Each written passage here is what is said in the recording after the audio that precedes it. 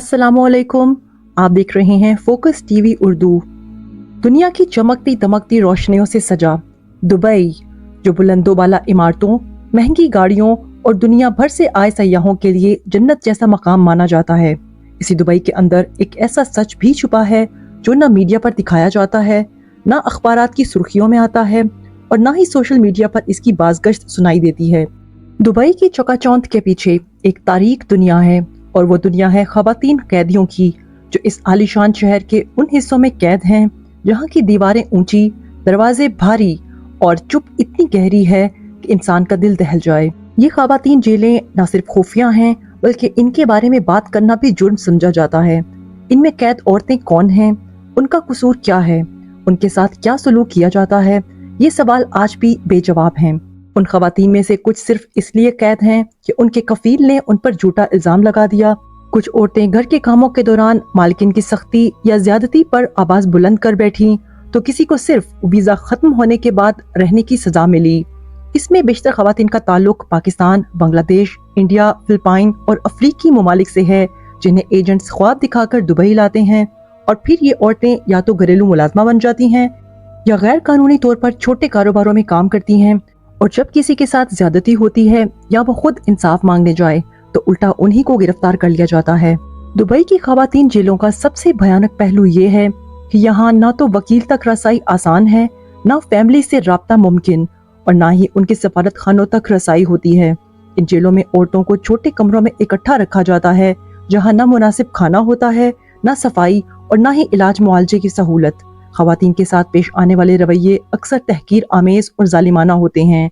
इनमें से कुछ कैदी ख़वातीन ने खुद बताया कि उनके साथ जेल के अंदर जिस्मानी तशद्दुद हुआ, कुछ को मर्द गार्ड्स के सामने कपड़े उतारने पर मजबूर किया गया और कुछ ऐसी हैं जिनके साथ जिनसी हरासानी के केसेस भी पेश आए, लेकिन वो जबान नहीं खोल सकती क्योंकि बोलना मजीद मुसीबत को दावत देने के मुतरादिफ होता है।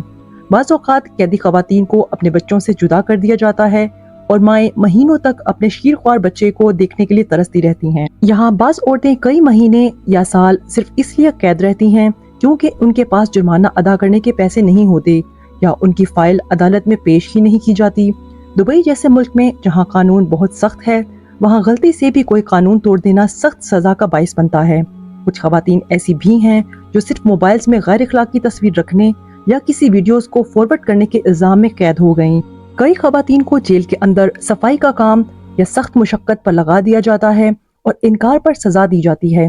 दुबई के इन जेलों में ज़बान का मसला सबसे बड़ी रुकावट है, क्योंकि ज़्यादातर ख़वातीन अरबी या अंग्रेजी से नावाकिफ होती हैं, इसलिए वो अपना दिफा कर सकती हैं और ना ही किसी मदद की उम्मीद रख सकती हैं। इन जेलों के बाहर ना कोई आवाज़ उठाने वाला है, ना कोई खबर नशर होती है और ना ही कोई ऐसा इदारा है जो इन मजलूम औरतों को बाहर निकालने की कोशिश करे।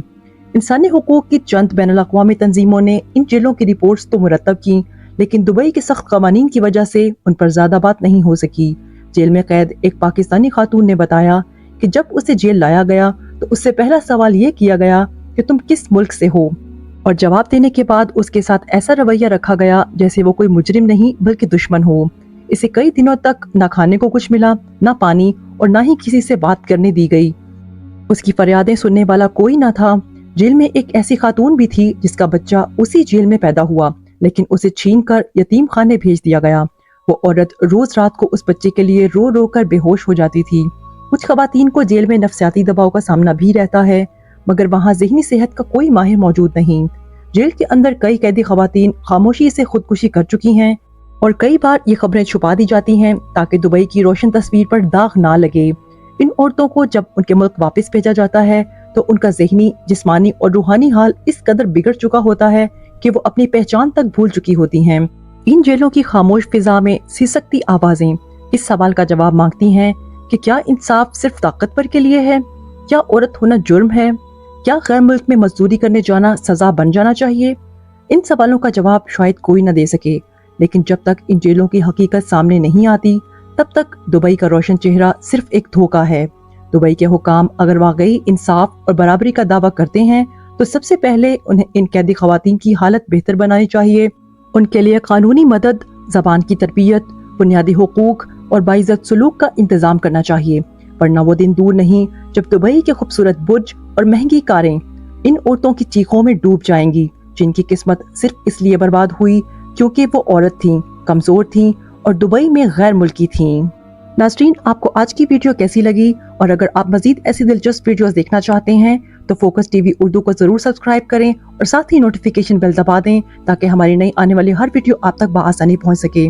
हम आपसे मिलेंगे अगली वीडियो में। अपना और गिरदो नवाह के लोगों का ख्याल रखें। शुक्रिया। अल्लाह हाफिज।